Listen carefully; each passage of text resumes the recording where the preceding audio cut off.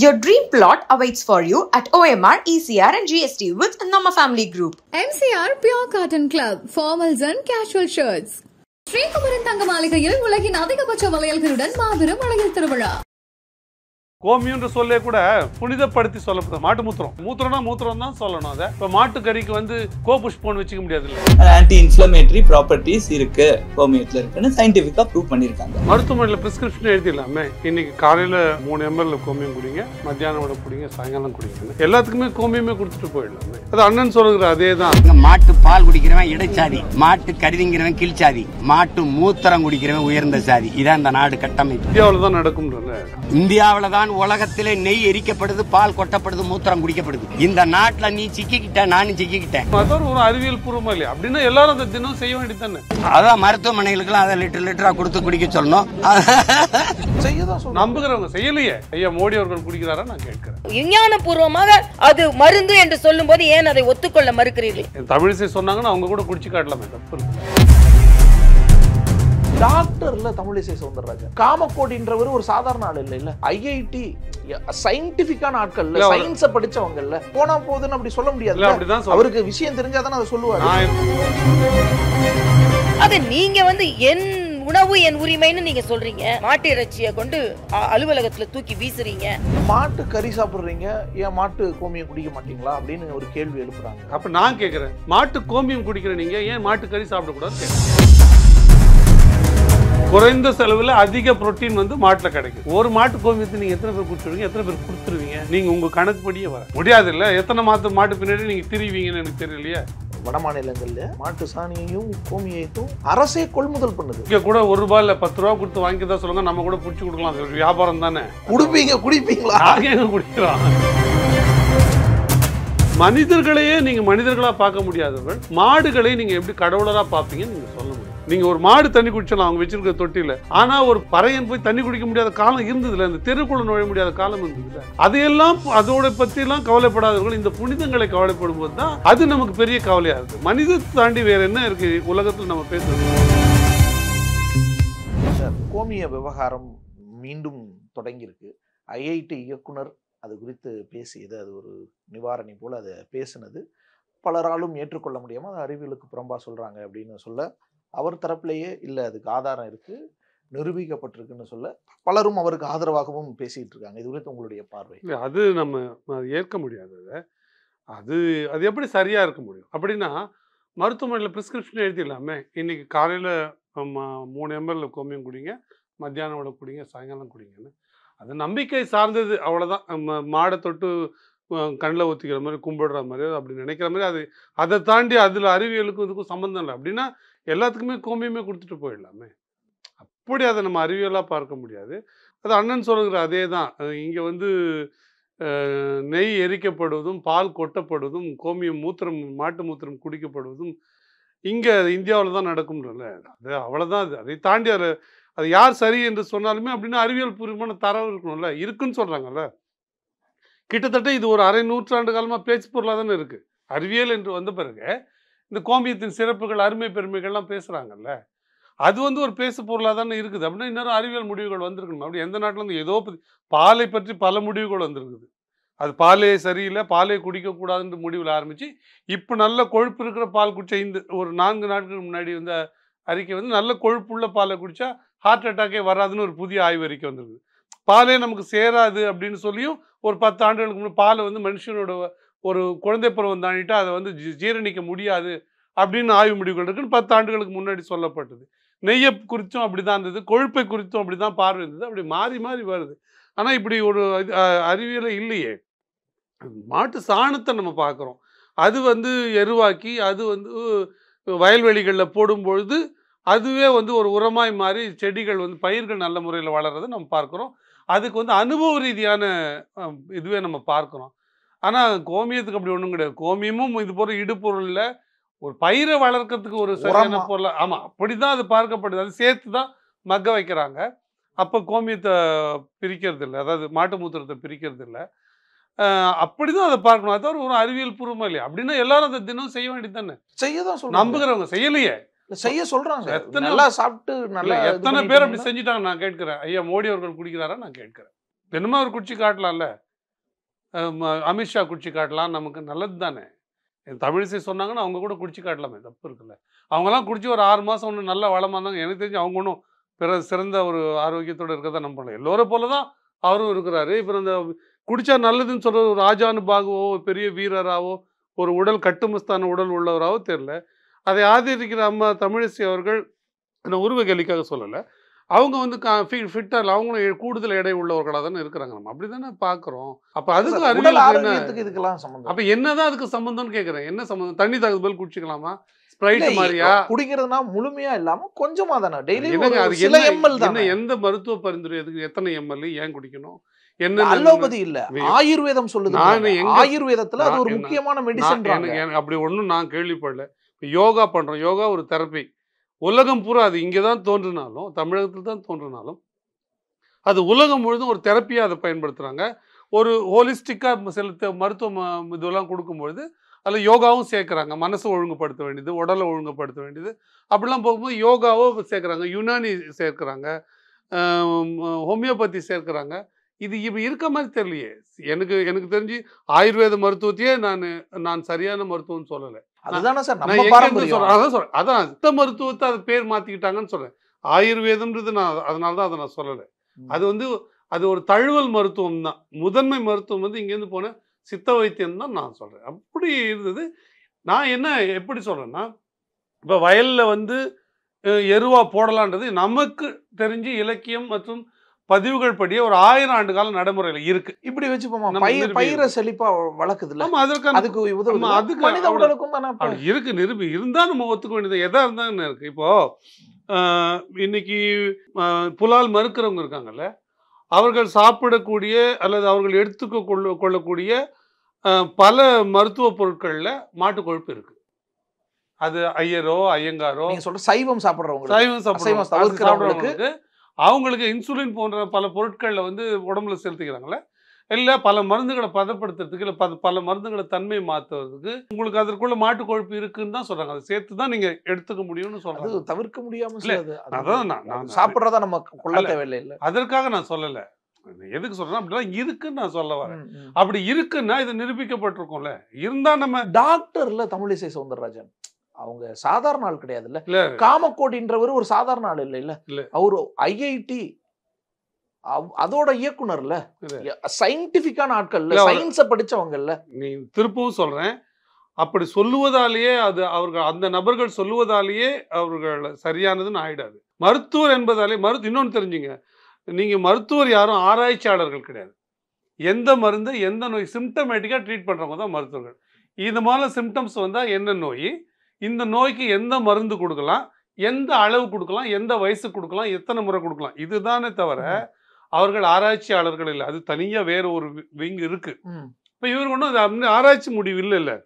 அதுல ஒன்றும் நம்பத்தகுந்த செய்தி, நம்பத்தகுந்த செய்தி அதுல இல்லவே இல்லை. ஆனா ஒரு அறிவியல் படிச்சவங்க, அதுவும் படிக்க வைக்கிறவங்க, ஒரு படிக்க வைக்கிற நிறுவனத்தோட இயக்குனரா இருக்கிறவர், இந்தியன் இன்ஸ்டிடியூட் ஆஃப் டெக்னாலஜில அதோட இயக்குனரா இருக்கிற ஒருத்தர் போனா போகுதுன்னு அப்படி சொல்ல முடியாது. அவருக்கு விஷயம் தெரிஞ்சாதானே அதை சொல்லுவாரு. நான் என்ன அப்படின்னு எந்த கருத்தையும் எந்த அறிவியல் பூர்வமான ஆராய்ச்சி கட்டுரையும் முடிவையும் அவர் வெளியிடல. நான் ஒண்ணு புரிஞ்சுக்கிறேன், எவ்வளோ படிச்சவங்களா இருந்தாலும் சரி, ஒரு மூட வழக்கமோ நம்பிக்கையோ இருந்ததுன்னா இது எல்லாத்தையும் தாண்டி அறிவியலை தாண்டி அதுதான் வேலை செய்துன்னு நான் புரிஞ்சுக்கிறேன். அது அம்மா தமிழிசை சவுந்தரராஜனுக்கும் சொல்றேன், அந்த ஐஐடி இயக்குனருக்கும் சொல்றேன். ஐஐடி இயக்குனர் இல்லை ஐஐடியில் படிப்புறவங்க அவங்க என்ன 2 கொம்புமுளை தொலை, சயின்ஸை படிக்கிறாங்க, சயின்ஸை சொல்லித்தராங்க, சயின்ஸை ப்ராக்டிஸ் பண்ணலன்னு நான் சொல்றேன். நான் இப்பவும் சொல்றேன், அறிவியல் பூர்வமான தரவுகள் இருக்குன்னு வச்சுங்களேன், அது நம்ம ஏற்கிறது நமக்கு என்ன சிக்கல் இருக்கு? ஒன்றும் வேண்டாம், நம்ம பூசிக்கிறோம்ல ஒரு வாசனை திரவியம், அது வந்து ஒரு பூனையோட கழிவு, ஒரு புணுகு பூனைன்னு வாங்க, புணுகு பூசிக்கிறோம்ல, பூனையோட கழிவே உங்களுக்கு ஒரு வாசனை, அது வந்து நமக்கு தெரியுது என்னன்னு. ஏன் நம்ம மாட்டோட பசுவோட கழிவு இருக்குல்ல, சாணம் இருக்குல்ல, சாணத்துக்கே சில நோய் எதிர்ப்பு தன்மை இருக்குன்னா நம்ம வீட்டில் போட்டு மெழுகிற பழக்கம், காலங்காலமாக சாணி வாசலில் தெளிக்கிற பழக்கம் இருந்தது. நம்ம அதை மறுக்கலையே, இருந்ததை நம்ம மறுக்கலை. இருந்தால் நமக்கு என்ன இருக்குது, அறிவியலை ஏற்றுக்குது. ஆனால் ஐஐடி நிபுணர் சொல்லிட்டாருன்றதுக்காகவோ தமிழிசை சவுந்தரராஜன் சொல்லிட்டாருன்றதுக்காகவோ நம்ம அதை ஏற்க முடியாதுல்ல. நம்ம என்ன ஆண்டவனே வந்து எப்பொருள் யார் யார் வாய் கேட்பினும் அப்பொருள் மெய்ப்பொருள் காண்பது அறிவு. ஆண்டவனே வந்து சொன்னாலும் ஆராய்ந்து பார்க்காமல் ஏற்பவன் முட்டாள். வள்ளுவர் அதான் சொல்லியிருக்காரு. ஆமா, ஐயா பெரியார் சொல்லியிருக்காரு. வள்ளுவர் சொல்லாதீங்க, நான் ஒத்துக்க மாட்டீங்க. நீங்க பெரியார் சொன்னாதான் கரெக்ட்னு ஒத்துப்பீங்க. பெரியாரும் சொல்லியிருக்காரு. இருந்தாலும் ஒத்துக்க மாட்டீங்களே நீங்க. ராமசாமி சொல்றான் அது அடுத்து வருவோம் அப்படி சொல்றோம். அப்ப நம்ம ஆராய்ந்து பார்க்கிற உரிமை எனக்கு இருக்குது. ஆனா அது கடவுள் தன்மை வாய்ந்ததுன்னு சொன்னா அது ஏற்கிற இது எனக்கு இல்லை. அப்படி கடவுள் தன்மை வாய்ந்ததுன்னா அது ஒரு இஸ்லாமியருக்கும் ஒரு கிறிஸ்தவருக்கும் ஒரு பார்சிக்கும் ஒரு பௌத்தனுக்கும் ஒரு சமணனுக்கும் சேர்த்து இருக்கணும்ல. அப்படி இருக்கிறதுக்கான வாய்ப்பு இல்லைல்ல. அப்படின்னா இது இங்கே இந்தியாவில் மட்டும் இருக்கக்கூடாதுல்ல, அது அமெரிக்காவிலையும் ரஷ்யாவிலையும் ஆப்பிரிக்காவிலையும் சேர்ந்து இருக்கணும், உலகத்தோட எல்லா பகுதிகளிலையும் இருக்கணும்ல. அப்படி இல்லைன்னு நான் சொல்ல வரேன். அதனால நம்ம அதை ஏற்க முடியாது. அது சரியான நிலைப்பாடும் கிடையாது. அது மாட்டு கறி சாப்பிட்றீங்க, ஏன் மாட்டு கோமியம் குடிக்க மாட்டீங்களா அப்படின்னு ஒரு கேள்வி எழுப்புறாங்க. அப்ப நான் கேட்கிறேன், மாட்டு கோமியம் குடிக்கிற நீங்க ஏன் மாட்டு கறி சாப்பிடக்கூடாதுன்னு கேட்கிறேன். அது புனிதமான ஒரு விஷயம். இதுவும் புனிதம் தானுங்க. அந்த புனிதத்தில் தானே வந்தது. நீங்க கேட்ட கேள்விக்கு பதில், மாட்டு கறியே சாப்பிட்றவங்க மாட்டு கோமியம் குடிக்கணும்னா மாட்டு கோமியத்தையே குடிக்கணும். அது அதை குடிக்கலான்னு இந்த அறிவியல் பூர்வமான தரவு இல்லை. ஆனா மாட்டு கறி தின்னு காலங்காலமா வாழ்ந்தான்றதுக்கு தரவு இருக்கு. அதாவது குறைந்த செலவில் அதிக புரோட்டீன் வந்து மாட்டில் கிடைக்குது. ஒரு மாடை வச்சுக்கிட்டா பல பேர் கிட்டத்தட்ட ஒரு 100 பேர் கூட அதுலேருந்து நம்ம புரோட்டீனை தேவையான புரோட்டீனை எடுத்துக்க முடியும்னு தரவு இருக்கு. ஆனால் ஒரு மாட்டு கோமியத்தை நீங்கள் எத்தனை பேர் குடிச்சிடுவீங்க, எத்தனை பேர் கொடுத்துருவீங்க? நீங்கள் உங்கள் கணக்குப்படியே வர முடியாதுல்ல. எத்தனை மாட்டு பின்னாடி நீங்கள் திரிவீங்கன்னு எனக்கு தெரியலையே. ஆனால் எது நடைமுறையில் இருந்திருக்கு, எது அறிவியல் பூர்வமாக நிரூபணமாக இருக்குது. நான் கேட்டு கொஞ்ச நேரத்துக்கு முன்னாடி சொன்னேன், ஆப்பிரிக்காவில் மாடு சாப்பிட்றான், காட்டுவாசியாக சாப்பிட்றான், ரஷ்யாவில் சாப்பிட்றான், அமெரிக்காவில் சாப்பிட்றான், கனடாவில் சாப்பிட்றான். ஆனால் இங்கெல்லாம் மாடுக்கு மூத்திரம் குடிக்கிறது இல்லை, கோமியம் குடிக்கிறது இல்லை. அவ்வளவே தான் புரிதல். நான் உங்களுக்கு திருப்பி கேட்குறேன், மாட்டுக்கறியே தின்றீங்க, மாட்டு கோமியத்தை ஏன் குடிக்கூடாதுன்னு கேட்டிங்கன்னா, கோமியத்தை போய் குடிக்கிறீங்களா, கறியை தின்னா என்ன தப்புன்னு கேட்குறேன். கோமியத்தை குடிக்கிறீங்க, பாலை குடிக்கிறீங்க, நெய்யை விட்டு சாப்பிட்றீங்க, அது கூடவே நீங்கள் மாட்டுக்கறி சாப்பிட்டா என்ன தப்புன்னு நான் கேட்பேன். உங்களை போலவே தான் கேட்குறேன். இப்பவும் சொல்கிறேன், அது உணவு என்கிற கேள்வியில் வந்ததுன்னா அது எவ்வளோ சரியானதுன்னு பார்க்குறோம். இப்போ இந்த காஃபி பீனை ஒரு குறிப்பிட்ட அந்த ஒரு இது போன ஒரு உயிர் சாப்பிட்டுட்டு அதை போடுது, அதை தேடி எடுத்து அந்த கொட்டையை அரைச்சி விற்றா அந்த காஃபியோட விலை 10,000 20,000 ரூபாய்க்கு மேலே, 100 இருக்கிறதுல ஹையஸ்ட். அது கொட்டையோட அவங்க என்ன அதில் கண்டுபிடிக்கிறாங்கன்னா, அது அந்த உயிரோட மலம் கிடையாது. அந்த உயிரானது எது தேர்ந்த சரியான சுவையுள்ள பழம்னு தேர்ந்தெடுத்து தின்னுது, அதில் விளையிற கொட்டை நல்ல கொட்டையாக இருக்குது. அது இந்த உயிரோட கழிவுப்பட்டதுனால சிறந்த கொட்டையாக மாறல, தேர்வு செய்ய தெரிஞ்சிருக்கு. பழமே கூட என்ன சொல்லுவாங்கன்னா, கிளி கடிச்ச பழம் சாப்பிடுன்னுவாங்க எப்பயுமே. இப்போ எங்களுக்கெல்லாம் அந்த காலத்தில் தேடி பார்க்கும்போது அதுக்கு அணில் கடிச்ச பழம் தேடி சாப்பிடுவாங்க. ஏன்னா அணிலுக்கு சுவையான பழம் தெரியும், அது கடிச்சு பாதி வச்சுட்டு போனால் அது ரொம்ப சுவையான பழமாக இருக்கும். அது காய்வாட்டாக இருக்கிறது இதெல்லாம் சாப்பிடாது. அதுவே அப்போ பயிற்சி சொல்லுவாங்க. அப்போ இதை கிளி கடித்த பழமோ அணில் கடித்த பழமோ சாப்பிட்டா அதோட சுவை கூடுதலாக இருக்கும். அதே போல தான் இது. நீங்கள் நம்ம ரொம்ப சின்ன பார்வை தாங்க. நீங்கள் புனிதம் என்று சொல்வதால் அதை நம்ம ஏற்றுக்க முடியாது. அறிவியல் பூர்வமாக இருக்குன்னு சொல்லுங்கள், புனிதம் என்று ஒன்றுமே கிடையாது. உங்களுக்கு எது புனிதமாக இருக்கோ அது எனக்கு புனிதமாக இல்லாமல் போகலாம். சார், மாட்டு கோமியத்தில் இப்படியான விஷயம் இல்லைன்னா வட மாநிலங்களில் அது கொள்முதலே பண்ணுறாங்க. மாட்டு சாணியையும் கோமியத்தையும் அரசே கொள்முதல் பண்ணுது. ₹1 ₹2 அப்படின்னு கொடுத்து விவசாயிகள்கிட்ட வாங்குது. அதில் ஏதோ ஒரு முக்கியமான விஷயம் இருக்கிறதுனால தானே அதை வாங்குறாங்க. இங்கே கூட ₹1 இல்லை ₹10 கொடுத்து வாங்கிதான் சொல்லுங்க, நம்ம கூட பிடிச்சி கொடுக்கலாம். அது ஒரு வியாபாரம் தானே. குடிப்பீங்களா? நாங்கள் எங்கே குடிக்கிறோம்? என்ன எங்க உன்னங்க மூளை என்ன முட்டிலையா இருக்குது, தலையிலே தானேங்க இருக்குது. நான் திருப்பவும் சொல்கிறேன், அதில் நமக்கு ஒன்றும் சிக்கல். இப்போ எப்படி இந்த காஃபி பீனை தின்னது நம்ம சாப்பிட்றோமோ, கிளி கடித்த பழத்தை நம்ம எப்படி தின்னலான்னு நம்ம சொல்கிறோமோ, அதே போல் இதில் அறிவியல் பூர்வமான தரவு இருக்குன்னா அதில் பயன்படுத்திக்கிறது நமக்கு என்ன சிக்கல் இருக்குன்றேன். அதில் ஒன்றும் சிக்கல் இல்லை. ஆனால் அறிவியலே இல்லாமல் நீங்கள் இன்னொரு பார்வை கூட நான் பார்க்குறேன். ஏன் அப்படி வாங்கப்படுதுன்னா ஒரு புனிதத்துவத்தை கட்டமைக்கிறதுக்காக வாங்கப்படுதோன்னு கூட எனக்கு ஆல்ரெடி இருந்த புனிதத்துவம் தானே அது. அது எங்கே கட்டமைக்கிறாங்க? காலங்காலமாக இருக்கிற ஒரு ப்ராக்டிஸ் தானே. காலங்காலமாக நீங்கள் சொல்கிறீங்க சிந்து சமவெளி நகரத்தில் அப்படி இருந்ததான் நான் கருதலை. இல்லை, நான் படித்த தமிழ் இலக்கியத்தில் எங்கேயுமே மாட்டு மூத்திரத்தை குடிக்கலாம், கோமியம் குடிக்கலாம்னு அப்படி இருக்கிறதா நான் பார்க்கல. நான் படித்த வரை அது சாணத்தை பயன்படுத்துவாங்க. நல்ல சாணத்தை அது குறிப்பிட்ட முறையில் பதப்படுத்தி அதை சுட்டி அரிக்கும் போது நல்ல விபூதி கிடைக்கும், திருநீர் கிடைக்கும். விபூதி கிடைக்கும். அப்படிதான் அதுக்கு தான் பயன்படுத்துவாங்க. அதுக்குன்னு ஒரு மெத்தடு. எந்த மாட்டு சாணம், அதுவே ஒரு மாடு நோய்வாய்ப்பட்டிருந்து அது போட சாணத்தை நீங்கள் எடுத்தீங்கன்னா அந்த தரமான விபூதி வராது. அப்படிலாம் சில பதப்படுத்தல் முறைகள் இருக்குது. அதெல்லாம் நம்ம பார்க்குறோம். இல்லையா? இப்படி இருந்தா பார்க்கிறோம். அறிவியல் பூர்வமா தான் இல்ல சார், பண்பாட்டை இந்த கலாச்சாரம், இந்த பாரத கலாச்சாரத்துல இருக்கிற அந்த புனிதத்தை நீங்க எல்லாம் வேணும்னே அதை புறந்தள்ளிட்டு ஆங்கிலேய கலாச்சாரத்துக்கு மடை மாறிட்டீங்க. மீண்டும் அது முக்கியமான விஷயம் தானே சிலர் இந்த மாதிரி முன்னாடி வந்து பேசுறாங்க. இந்த கேமராவும் இந்த லைட்டும் ஆங்கில கலாச்சாரம் தான். டெக்னாலஜி இல்ல, அதுவும் ஆங்கில கலாச்சாரம் தான். நீங்க படிக்கிற படிப்பு ஆங்கில கலாச்சாரம் தான். நீங்க போட்டிருக்கிற பேண்ட்டும் நான் போட்டிருக்கிற பேண்ட்டும் ஆங்கில கலாச்சாரத்தோட தொடர்ச்சி தான். நீங்க வெட்டிருக்கிற கிராப்பும் நான் வெட்டிருக்கிற கிராப்பும் ஆங்கில கலாச்சாரத்தோட தொடர்ச்சி. அதுதான் இங்க மாறி கலாச்சாரமே மாறி கிடக்குது. அதெல்லாம் மீட்போமேன்னு சிலர் பேசுறாங்க. அதெல்லாம் மீளுங்கன்னு நான் சொல்றேன். இது அவ்வளவு முக்கியம் இல்லைன்றேன். இதற்கும் கலாச்சாரத்துக்கும் எந்த தொடர்பும் இல்லை. நான் அறிந்தவரை தமிழ் மரபுல மாட்டு மூத்திரத்தை குடிக்கிறதோ இல்ல கும்பிடுறதோ இல்ல. இந்திய மரபுல இருக்கு. இல்ல, இந்திய மரபு தமிழ் மரபோட சேராது. இந்திய மரபுன்றது பாரத கண்டம்னீங்களே, விந்திய மலைக்கு அப்பால அந்த இமயமலை சாலை தொடங்கி இடைப்பட்ட பகுதியை பரதன் என்று ஒரு அரசன் ஆண்டு வந்தான். அதுதான் பரத கண்டம் என்று சொல்லப்படுகிறது. அந்த பரத கண்டத்துக்கும் விந்திய மலைக்கு தெற்கு இருக்கிற இந்த கர்நாடகா, ஆந்திரா, கேரளா, தமிழ்நாட்டுக்கும் எந்த சம்மந்தமும் இல்லை. அதனால்தான் கலாச்சார அடிப்படையிலையும் நம்ம வேறையா மாறி இருக்கணும். அது நுட்பமா புரிஞ்சவங்களுக்கு புரியும். இந்த பரத கண்டம்னு சொல்றது, இந்த பரதன் நம்ம பகுதியை எப்பயுமே ஆளலை. ஆந்திரா, கர்நாடகா, கேரளா, தமிழ்நாட்டை ஒருபொழுதும் அந்த பரதன் ஆளலை. ஒருவேளை பரத கண்டம் சொல்லிக்கிட்டா India that is Bharat shall be union of ஸ்டேட்ஸ்னு சொன்னாங்கல்ல, அந்த பாரத்துக்குள்ள இது வராது. இது வேறு பகுதி. இது இங்கே அப்படி ஒரு கோட்பாடும் இல்லை. நீங்கள் சிந்து சமவெளி நாகரிகத்தோட நமக்கு தொடர்பு இருக்குன்னு பேசுகிறாங்க. தமிழர்களுக்கு தொடர்பு இருக்குது. ஹரப்பா மொஹஞ்சதாரோவில் தொடர்பு இருக்குன்னு பேசுகிறாங்க. அங்கே உள்ள காளையும் நமக்கு இன்னை தேதி வரைக்கும் இருக்க காளையும் உருவத்தில் மற்ற விஷயங்கள் எல்லாம் தொடர்பு இருக்குன்னு பேசுகிறாங்க. அது அறிவியல் பூர்வமாக நம்ப தன்மை இருக்குது. அந்த டிஎன்ஏ மூலக்கூறுகள் கூட நமக்கு அது சேருதுன்னு சொன்னாங்க. இதெல்லாம் அறிவியல் பூர்வமாக நம்ப தகுந்த கோட்பாடு தான். நீங்கள் இன்னும் ரொம்ப இதுவாக பார்த்தீங்கன்னா அங்கே இருக்கிற வேர்கள், கங்கை இருக்குல்ல, கங்குன்னா நெருப்போட திக்காக இருக்கிற போர்ஷனை கங்குன்னு நம்ம சொல்லுவோம். கொழுத்த தீய அந்த கங்கு போல அது ப்ரௌன் கலரில் அந்த மண்ணை அரிச்சுக்கிட்டு வந்து ஓடி இருக்குது. அதனால் அது பேர் கங்கு போல ஓடிதால் கங்கு தான் பின்னால் கங்கை ஆயிடுச்சு. இமயம் என்பது ஹிமாலய் கிடையாது. இமயம்னா இமயை நீங்கள் விரித்து பார்க்குற அளவுக்கு அவ்வளோ பெரிய உயரமாக கிட்ட பின்னா அவ்வளோ பெரிய இமயம் தூக்கி பார்க்குற மலையாக இருந்தது, இமயமலை ஆயிடுச்சு. அதுதான் பின்னால் ஹிமாலயம் ஆயிடுச்சு.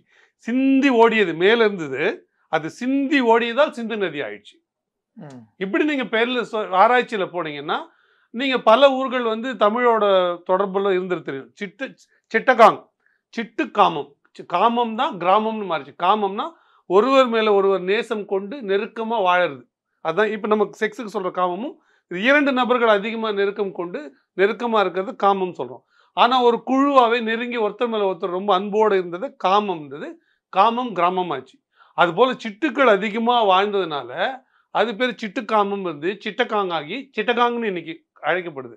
அப்படி நீங்கள் ஊர்ன்ற சொல்லி இருக்கிற எங்கே போய் பார்த்தாலும் அதில் தமிழ்நாட்டுக்கு ஒரு தொடர்பு. எந்த ஊர், சிங்கப்பூர், நீங்கள் எந்த ஊர், பிலாஸ்பூர், நாக்பூர், நீங்கள் எந்த ஊர் சொன்னாலுமே நீங்கள் ரொம்ப தீவிரமாக ஆராய்ச்சி பண்ணி அதுக்குள்ளே போனீங்கன்னா அதில் தமிழ் தொடர்பு இருக்குது, தமிழர் நிலமாக இருக்குன்றாங்க. அப்படி பார்த்தா இவங்க சொல்கிற சோகால்டு பரதகண்டம் இருக்குல்ல, அந்த பரதகண்டத்துக்கு முன்பாகவே ஆதி மனிதர் காலத்திலேயே சிந்து சமவெளி பரதகண்டம்லாம் சிந்து சமவெளி நாகத்துக்கு பிற்பட்ட அந்த கோட்பாடு தான். சிந்து சமவெளி நாகரிகத்துக்கு முன்ன காலத்துலேருந்து நீங்கள் பார்த்தீங்கன்னா அங்கே தமிழர்கள் இருந்திருக்கிறாங்க. தமிழ் மரபு இது திமுக காரங்க கோச்சிக்காம சொல்லணும்னா திராவிட மரபு இருந்தது, அது ஒரு மரபெண்ணமாக இருந்தது அப்படி சொல்கிறதெல்லாம் நீங்கள் பார்த்தீங்கன்னா அப்படி பார்த்தீங்கன்னா அதுக்கு முன்னாலே இருந்தது. ஆனால் பரதன் என்கிற நிலத்தை ஒருத்தன் ஆண்டான்னா அவன் ஒரு பொழுதும் இந்திய மலைக்கு தெற்கு ஆளவே இல்லை. ஸோ அந்த கலாச்சாரமே நமக்கு பொருந்தது. அது வந்து ஆரிய கலாச்சாரம் தான். குதிரை தொடர்பான கலாச்சாரங்கள்லாம் வந்து ஆரிய கலாச்சாரங்கள் தான். எந்த இடத்துலையும் தண்ணீர் ஊற்றுகிற கலாச்சாரம் இருந்ததுன்னா அது வந்து தமிழர் கலாச்சாரம், தென்னிந்திய மரபு கலாச்சாரம். எந்த இடத்துலையும் தீ கொளுத்துற மரபு, அதாவது யாகம் பண்றது இருந்ததுன்னா அது வந்து ஆரிய கலாச்சாரம். இப்போ ஏன் இந்த மாதிரியான விஷயங்கள் பேசுறாங்கன்னு நினைக்கிறீங்க? கோமியம் நல்லதுன்னு ஐஐடி இயக்குனர் ஒருவர் பேசுறதுக்கான இல்ல, அவர் இன்னும் திட்டமிட்டு பேசுறதாலும் நமக்கு கருதலை. சந்தர்ப்பம் ஏற்பட்டிருக்கு, நம்ம அதை பற்றி பேசுறோமே தவிர திட்டமிட்டு பேசுறதுன்னு நினைக்கல. ஆனால் ஒன்று புரிகிறது, நீங்க எவ்வளவுதான் நீங்க படித்தவராக இருந்தாலும் நீங்க ஒரு சிந்தனையற்ற நம்பிக்கை என்று வந்துச்சுன்னா சிந்தனை தள்ளி வச்சுட்டு நம்பிக்கை மட்டும்தான் முன்னிலை பெறணும்னு நம்ம பேச முடியுது, நம்ம நம்ப முடியுது. அப்படிதான் அவங்க செயல்பாடு பார்க்குறாங்க. அதை தாண்டி அதில் பெரிய விமர்சிக்கிற அளவுக்கு அது ஒரு பொருள் இல்லை. இதே நம்ம ஒரு பேசு பொருளாக பேசுவதன் மூலமாக இதில் இருக்கிற நிறை குறைகளை நம்ம சமூகத்துக்கு சொல்கிறோம். அப்படி தான் அதை பார்க்கணுமே தவிர நீங்கள் எல்லாரும் போய் கோமியம் குடிங்க அப்படின்னு சொல்கிறது, கோமியம்னா நம்ம கோமியன்ற சொல்லே கூட புனிதப்படுத்தி சொல்லப்படுற மாட்டு மூத்திரம். இப்போ மாட்டுக்கறிக்கு வந்து கோபுஷ்பம்னு வச்சுக்க முடியாதுல்ல சார். ஒரு இதுக்காக சொல்கிறேங்க. கோபுஷ்பம்னா தெரியாதுல்ல, மூத்திரம்னா மூத்திரம் தான் சொல்லணும் அதை. ஆனால் சில பேருக்கு அது மனசு வருத்தமாக இருக்கிறதுனால என்ன அதில் நமக்கு என்ன நஷ்டம், போயிட போகுது போ அப்படின்னு சொல்கிறமே தவிர இன்னொரு ஒரு சக மனிதனை இது போன்ற காரணங்களுக்கெல்லாம் புண்படுத்த விரும்பாததுனால அப்படி பேசுகிறமே தவிர மூத்திரம் தானே சொல்ல முடியும். அப்படின்னா மனுஷ கோமியம்னு சொல்லிக்க வேண்டியதான். இனிமேல் மனுஷ கோமிய பரிசோதனை கொடுத்துட்டு வாங்க அப்படி சொல்லலாம் இல்லை, அப்படின்னா குதிரை கோமியம் அப்படின்னு சொல்லிக்கலாம். கோமியம் வந்து கோவிலேருந்து வர்றதுனால அப்படின்னு சொல்கிறாங்க. அதுவே எதுக்கு சொல்ல மாட்டாங்க. எதுக்கு சொல்கிறேன்னா அது தேவையற்றதுன்னு நான் கேட்குறேன். ஒரு ரொம்ப சின்ன புரிதல் தாங்க. நெடுங்காலமாக ஒரு மாட்டை தடவி கொடுத்த மேல்தட்டு சாதி ஒரு மனிதனை கிட்டே வரக்கூடாதுன்னு சொல்லிச்சு. தீட்டுலேயே பல வகை தீட்டு, அண்டாமை தீட்டுன்னு ஒன்று இருந்தது, காணாமை தீட்டுன்னு ஒன்று இருந்தது, பேசாமை தீட்டுன்னு. அப்படின்னா காணவே கூடாது. அவன் வந்து மாலை 6 மணிக்கு மேல் தான் ஒரு சில சமூகம் ஊருக்குள்ளேயே நுழைய முடியும். அதான் அவன் கண்ணில் படக்கூடாதான், கண்ணில் பட்டாலே தீட்டான். சில பேர் வந்து காற்று படக்கூடாது. 2 விதமான பழக்கம் இருந்திருக்குது. கலையத்தை இங்கே கழுத்து கீழே நீங்கள் கட்டி தொங்க விட்டுட்டு போனோம், ஏன்னா எச்சி கீழே விழுந்துச்சுன்னா தீட்டான். இன்னொருத்தர் இடுப்பில் முதுகில் தொடப்பத்தை கட்டிட்டு போனோம். அப்படின்னா அவரோட தீட்டை அது பெருக்கிக்கிட்டே வந்துடும், அவரோட தொடப்பமே இடுப்பில். ஆனால் அதே நபர்கள் தான் மாடை வந்து பசுவை கொண்டாடுறேன், அதை புனிதமாக பார்க்குறேன்னு சொல்கிறாங்க. எனக்கு அடிப்படை கேள்வி, மனிதர்களையே நீங்கள் மனிதர்களாக பார்க்க முடியாதவர்கள் மாடுகளை நீங்கள் எப்படி கடவுளராக பார்ப்பீங்கன்னு நீங்கள் சொல்ல முடியும். நான் மனிதாபிமான அடிப்படையில் இருந்து தான் நான் கேட்குறேன். இந்த கேள்விகளுக்கெல்லாம் அவர் பதில் சொல்லட்டும், அப்புறம் அது மாட்டு மூத்திரமா அல்லது அது கோமியமா புனிதமானதான்றதை நம்ம பார்ப்போம். அப்படி இல்லை தண்ணி குடிக்கக்கூடாதுங்க. ஒரு மாடு வந்து தண்ணி குடிச்சிடலாங்க. நீங்கள் ஒரு மாடு தண்ணி குடிச்சிடலாம் அவங்க வச்சுருக்க தொட்டியில். ஆனால் ஒரு புலையனு ஒரு பறையன் போய் தண்ணி குடிக்க முடியாத காலம் இருந்ததில்ல, அந்த தெருக்குள்ள நுழைய முடியாத காலம் இருந்ததில்ல. அதையெல்லாம் அதோட பற்றியெல்லாம் கவலைப்படாதவர்கள் இந்த புனிதங்களை கவலைப்படும் போது தான் அது நமக்கு பெரிய கவலையாக இருக்குது. மனிதத்தை தாண்டி வேறு என்ன இருக்குது உலகத்தில் நம்ம பேசுறதுக்கு? எல்லாத்தையும் நீங்கள் தமிழ் தேசியத்தை கூட தாண்டி நான் சொல்கிறேன், மனிதம் அடிப்படையானதில்ல. நீங்கள் அதை பேச முடியலைன்னா இதெல்லாம் ஒரு பேச்சுன்னு எப்படி பேச முடியும்? நான் இன்னொன்று கேளுங்க, இந்த பசுவை ஆராதிப்பதாக சொல்லுவர்கள், பசுவை போற்றுவதாக சொல்லுவர்கள் எத்தனை பேர் பசுமாட்டை கழுவியிருக்காங்கன்னு பாருங்க. இன்னைக்கு மாடை வெட்டக்கூடாதுன்னு சொல்றவங்க எத்தனை பேர் மாட்டுக்கு பெயிண்ட் அடிச்சிருக்காங்க நீ சொல்லுங்க. எத்தனை பேருக்கு மாட்டுக்கு லாடம் அடிப்பாங்கல்ல அந்த காலத்தில் பார்த்துருக்கீங்க, காலுக்கு மாடுக்கு சிரமம், கால் தேஞ்சிடக்கூடாதுன்னு குழம்புல அடிப்பாங்க பார்த்துருக்கீங்களா? எத்தனை பேர் அடிச்சாங்க இந்த சோகால்டு பசுவை காப்பாற்ற நினைக்கிறவங்க? எத்தனை பேர் மாட்டை வந்து ஆற்றுக்கு கூட்டிகிட்டு போய் கழுவி கொண்டாந்தாங்க நீங்கள் சொல்லுங்கள்.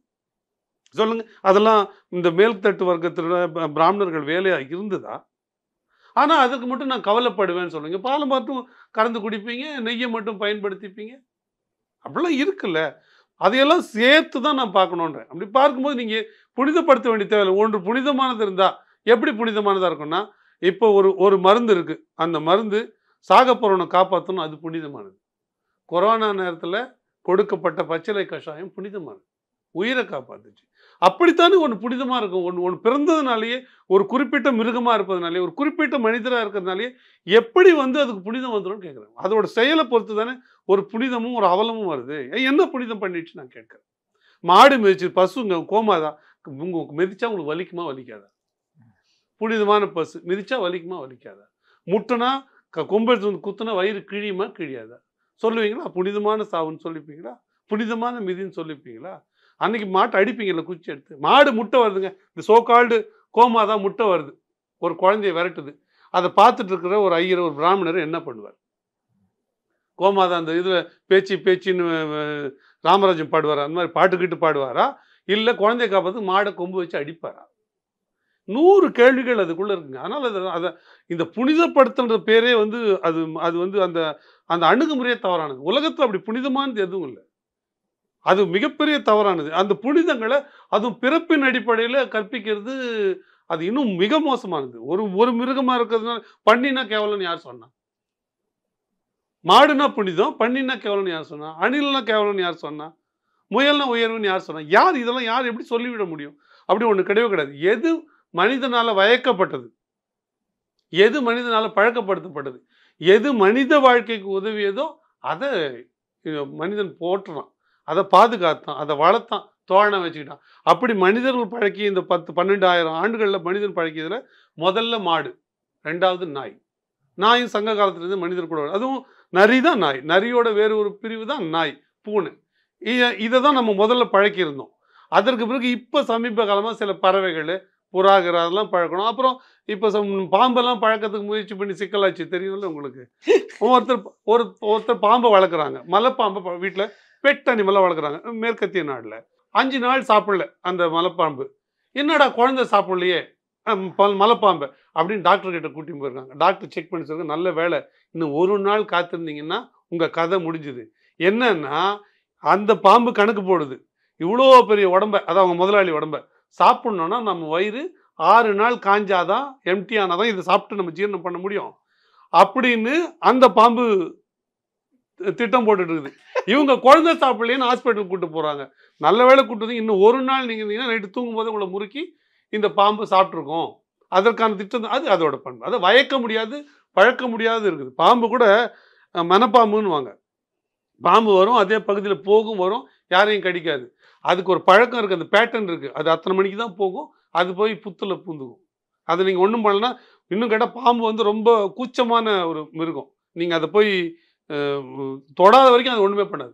மிதிச்சிங்கன்னா தான் உங்களுக்கு பாம்பு விட்டும். பாம்பு உங்களை தேடி நிச்சயமாக எந்த சிக்கலும் பண்ணாது. சினிமாவில் வர மாதிரிலாம் ஆளை நோட் பண்ணி டைரி எழுதிக்கின்னு இதே 3ஆவது வந்து குத்துவேன், அது பாம்பு வாசிச்சு அப்படியே ஆடும், இதெல்லாம் கிடையாது. இது நீங்கள் அதை நம்ம ஒத்துக்கு தானே வேணும். இல்லை நீங்கள் அது கடவுளுக்கு வாகனம் ஆயிடுச்சுன்றதுனால அப்படி பேச முடியாதுல்ல, அப்படி பேச முடியாது. இதெல்லாம் என்ன காரணத்திற்காக கடவுளோட புகுத்தப்பட்டதுன்னு ஒரு அறிவியல் இருக்குது. அதை நீங்கள் புரிஞ்சுக்கலாம். ஏன் மயிலோட முருகனை பொறுத்துனாங்க, பாம்போட முருகனை பொறுத்துனாங்க, இதெல்லாம் பார்க்கும்போது என்ன தெரிஞ்சுக்கலாம் நீங்கள், அந்த மிருகங்கள் அந்த பகுதியில் வாழ்ந்திருக்கு. இல்லை அந்த மிருகங்கள் வாழற பகுதியில் அந்த முருகன் வாழ்ந்திருக்காரு. அவர் வந்து இந்த மிருகங்களோட அணுக்கமாக இருந்திருக்காரு, நெருக்கமாக இருந்திருக்காரு, பழகியிருக்காரு. அதை விரட்டலை, அதை கொல்லலை. அப்போனா அதோட சொல்லுகிற தத்துவம் என்னன்னா, நீங்கள் ஒரு உயிரை எல்லா நேரத்துலையும் விரட்ட தேவையில்லை. எனக்கு தெரிஞ்சு நான் ஒரு 10 ஆண்டுகளுக்கு முன்னாடி ஒருத்தர் இருந்தார், இப்போ இல்லை. அவர் சொல்லுவார், ஏன்டா நைட்டில் வெளில போகிறீங்கன்னு கேட்பார். நான் நைட்டில் வேலை இருக்குன்னு போகணும். ஏன்னா நீ சுத்தத்துக்கு நேரம் தேடல, காலையிலேருந்து சாயங்காலம் வரைக்கும் இந்த பாம்பு பள்ளி பூராலாம் சுத்தம் பண்ணாத நேரத்தில் ஏன்டா தடுக்கிறேன்னு கேட்பார்.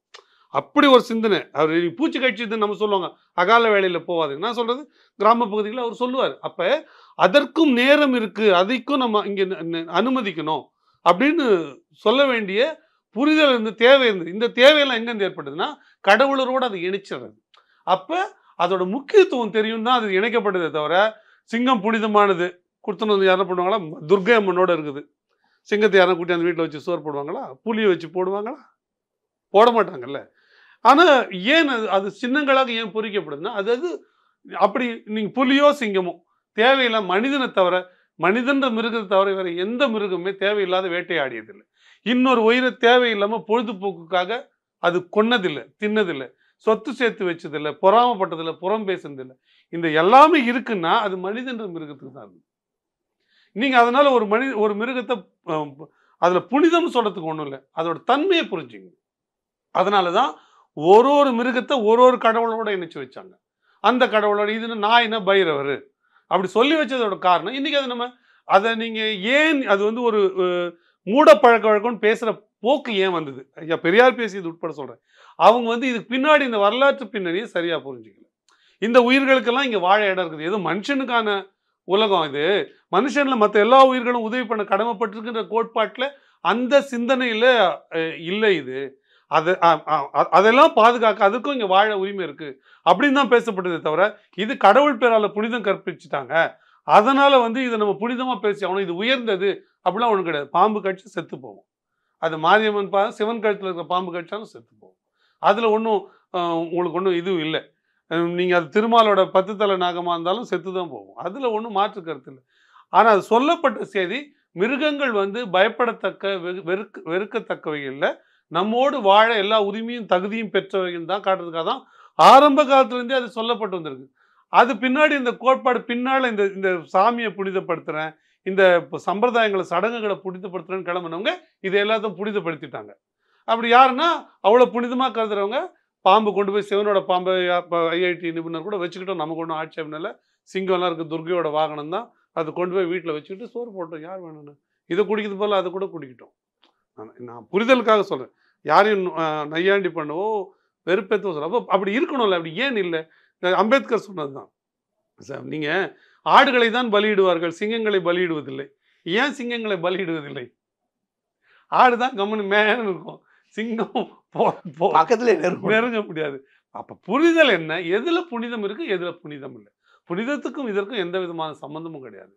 அறிவியல் பூர்வமாக அது. நீங்கள் மாட்டுக்கறி சாப்பிட்றோன்னா, ஒருவேளை மாட்டுக்கறி பல பேர் உயிரை ஒரு பெரிய பஞ்சம் வந்துடுதுங்க, எங்கேயுமே அது சாப்பிட்றதுக்கு வழி இல்லை, ஒரு மாடு இருக்குது, அந்த மாட்டை கொண்டு ஒரு 10 பேர் உயிர் வாழலாம், 10 நாளைக்கு சாப்பிட்டுன்னா அந்த மாடு கொல்லப்படுவது தான் புனிதம்.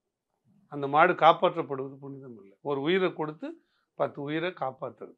நிறைய நீங்கள் இப்படி பேசிக்கிட்டே போகலாம். எல்லோருக்கும் ஒரே நியாயம் இருக்க வேண்டிய அவசியம் இல்லை.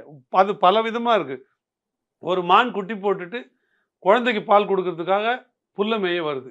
ஒரு புலி குட்டி போட்டுட்டு தன்னோட குழந்தைக்கு ஏதாவது கிடைக்குமா, யாராவது கொண்டு போய் கொடுக்கணும்னா அது குழந்தை செத்துருமே புலி அப்படின்னு வருது.